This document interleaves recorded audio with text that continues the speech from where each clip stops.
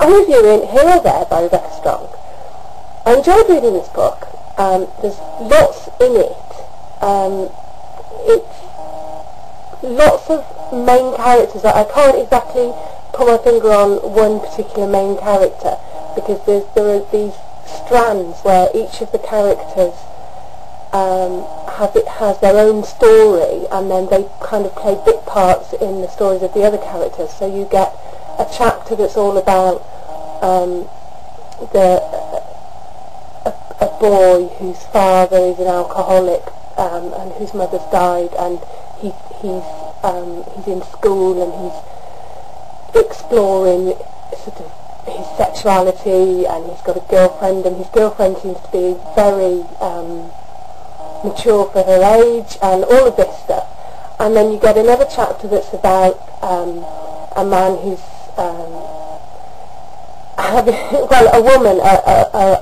woman in an office who is having a illicit kind of relationship with one of her junior members of staff, and then she finds out that he's also having a relationship with another woman in the sort of the board of directors or something, and you've got these completely different stories, but then you find out that the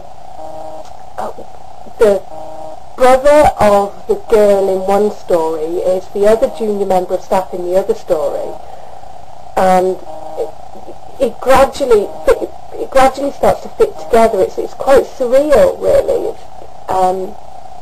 You've got the same kind of themes coming up: love, lust, pregnancy, relationships, but kind of explored in different ways, and you've got the sort of, somebody is going to kill someone, somebody is setting up a kind of a hitman to kill her husband because she's had an affair, and she's trying to get rid of him, and and then all of the stories kind of all converge eventually. So you've got this very wide opening where you think, what on earth has this chapter got to do with the next chapter? You feel like you're reading several short stories, and then it just all comes in like gathering threads. Right towards the middle you start to see, oh yeah, he's related to her, and and then at the end it all makes sense, and I think that's amazing, brilliant. To be able to do that, and in quite a slim book, really. The only other books like that I've read would be things like Middlemarch by George Eliot, where you've got, it's almost like a soap opera, you've got this massive book, or maybe one of Dickens's books where you've got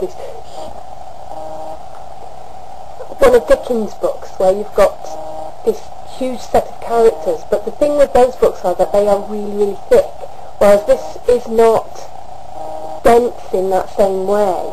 It's intense, but it's the kind of book that you could sit and read maybe in a day, and at the end of it you feel like you've got this huge cast of characters in your head. I suppose one thing that I could compare it to is that film. What was that film called? I'm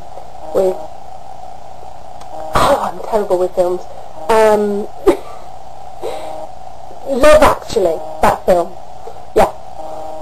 Because you've got all these little stories, and anyway, so I'm giving this 5 stars, and I think it's brilliant, and if there's another book by this author, I will be buying that to find